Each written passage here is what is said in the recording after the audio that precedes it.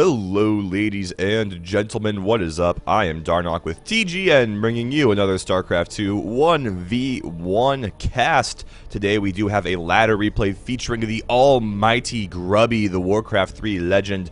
He will be playing against NRS Clavie today, who is not a player I am very familiar with, but he has been around on sort of the fringes of the pro scene. He's not super well known, hasn't won an MLG or anything like that, but he has placed highly. He has won a few European weekly tournaments, so he does certainly have the chops to be able to take down Grubby on the ladder like he may be able to do today. Now, we're in an interesting position because I actually don't remember where this replay came from. I don't know why I have it on my hard drive. I decided to do a StarCraft 2 cast, and I was like, oh, okay, well, I was looking around, I was looking on the internet, I was like, okay, I'll do this Stefano versus like a Terran series. It was a best of 3. I was like, okay, that seems like fun, let's do that. And then I downloaded those replays, put them in my replay folder, and then I noticed this replay was already in the folder.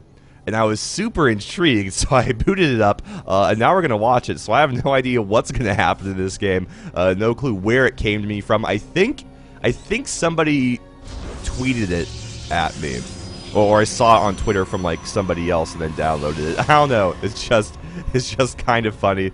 So, oh, this guy is tweeting his own stream. What a kid! But this is interesting. So I guess we are going to see how this game does play out. Both players going for very, very similar builds at the moment. It is a PvP, but it is on Shakur's Plateau, so the days of the infamous 4-gate versus 4-gate every single time are over, so that is good. And I'm pretty excited to see where this game goes. For those of you who are not very familiar with Grubby, he is a strong Protoss player. He did switch over from Warcraft 3. He was one of the best Warcraft 3 players. Made so much money in that game, and as a result, he has some pretty insane micro, which really lends himself to this type of matchup. PvP, of course, a very micro-based matchup, and when you are ex-Warcraft 3 veteran and general boss, you are feeling pretty good about that whole matchup. Pretty good indeed. So far, like I said, both players are doing basically the same builds. I do think Clavie has gotten his gases just a little bit earlier than Grubby did. His second gas is ahead of Grubby's second gas, and I think he got this first gas just a little bit ahead, yes he did, of Grubby's. So that is something worth noting. I do still have that cough. I do apologize. So if I go into some random hacking fit, I do apologize ahead of time beforehand. I am feeling pretty good though. I did just consume a cool strawberry cough drop, which was incredibly delicious and the best cough drop of all time. I have some pomegranate superfruit tea next to me as well. For the record, I'm just ignoring these guys because they're just chatting away. So if somebody else wants to just pay attention to that, you are welcome to. But I'm going to be focusing on the game because that is what I do. That is what I do. Looks like we finally do see a slight difference of the builds. We see Clavie has gone for a Zealot first, whereas our red Protoss player, Grubby, he is going for a Stalker first, and then he's going to be following things up with a Sentry and a Robotics Facility, whereas Clavie is going to be following it up with a Stalker and a Robotics Facility. So both players going for very, very similar builds. I wonder if we're going to see some Warp Prism play. That is one of the reasons we do tend to see early Robotics Facility builds.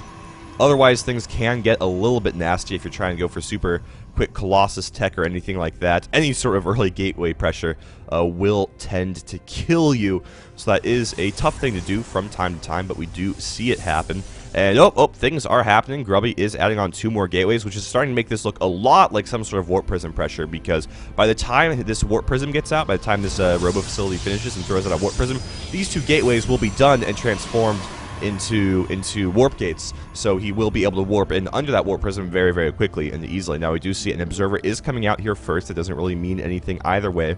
This could still be really any of the possibilities that lend themselves to a robo facility. Could be going into warp prisms, colossi, immortals, all of that stuff is a possibility. Back in Clavie's base, he is now adding 2 on gateways of his own, actually walling off, which is pretty interesting. And he's going for a Twilight Council and a 4th gateway, so both players are sitting on one base right now because it is a sketchy proposition to try and expand in this matchup, as I'm sure many of you know. And both players building immortals right now, and currently the way the builds are working out, this is going to favor Clavie because they're both building immortals. They're both on 1 gateway right now. However, Clavie is building 3 more gateways whereas Grubby is only built 2 more, and Clavie, of course, also has this Twilight Council and is now researching Blink. So everything right now pointing to Clavie having a good time and being in the lead. Just curious, I do want to see the probe count. It is very, very equal. Now it is exactly equal. Grubby had 1 additional probe, but he did lose it at that Zelnaga watchtower. And oh, we see the proxy pound going on. Does Grubby see it though? No, he just barely does not. And things are going to get a little bit messy for Grubby because Clavie is just going to be able to warp in at this pylon, and then he's going to be able to blink up and down this ledge all day long. He is about to finish his observer, which will allow him to do that. And things are starting to look a little bit scary for our, what is he? Is he from the Netherlands? I think Grubby's from the Netherlands. But for our red Protoss, things might get a little bit gross. Now, he does have a robotic spay incoming, so that is going to be helpful if he's able to get a Colossus or 2 up in time. That is certainly going to help him defend against this Blink Stalker play.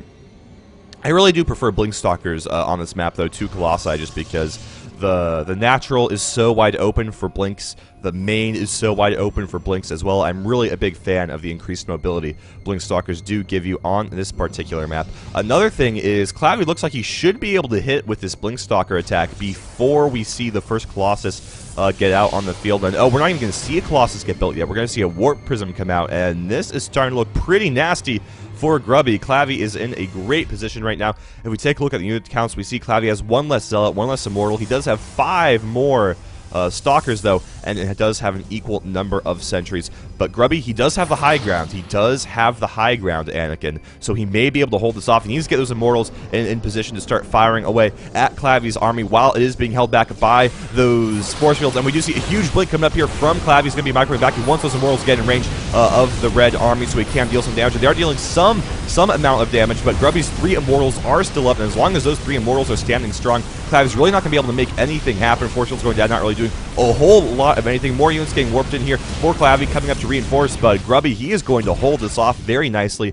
And the big story of this is he holds on to all 3 of his Immortals, which is absolutely huge. Not a single Immortal goes down. Now Grubby has built his Warp Prism. It is going to be warping units over here very, very shortly at the main base of Clavie. But at the same time, Clavie has built some more Blink Stalkers, and he has blinked in simultaneously. And now Grubby, he doesn't really have anything left. He just has 1 Immortal that's going to get focused down. The hardened shields have fallen, and he just has a couple of Stalkers now. And is he going to warp units over here? He has warped 3 Zealots over here, just going to do some economic damage to the probes, and he's going to have to go back home. But things are starting to look pretty nasty for the Grubster right now. He does have this robotic spay, not doing a single thing, and he is no longer mining.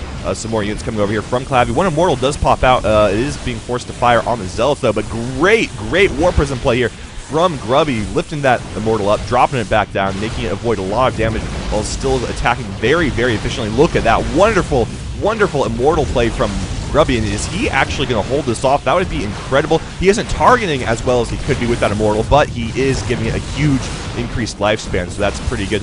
Back over at Clavie's base, we see all the probes have been forced to run away. It looks like Grubby's probes are back to mining, so that is good. Things still looking pretty nasty for Grubby, but he does actually have a 10 supply lead right now. Somehow, some way. I'm not quite sure how he managed that. He does have a 3 worker supply lead, and then he has more than double his opponent's army supply. Now, some of that is an observer, some of that is in a warp prism, so it doesn't mean as much as you might think it is, but Grubby, he's starting to look very, very good. He still has quite a bit of money in the bank, and it looks like he should be able to hold this off. He has killed almost all of his enemy's probes at this point. Only 3 probes remaining for Clavie. Grubby still, of course, has a very, very nice amount of probes, and more fantastic Warp Prism micro, just scooting his units all over his base, defending wherever he needs defense. And this Warp Prism is actually the man, the MVP of this game. Grubby does successfully defend this Blink Stalker timing attack, which by almost all rights he should have lost again, just because he has that pro Chogosu Warp Prism micro. So that was a pretty awesome game. I'm glad that found its way onto my hard drive. As always, thank you guys for watching. I have been Darnock, and I will see you all next time.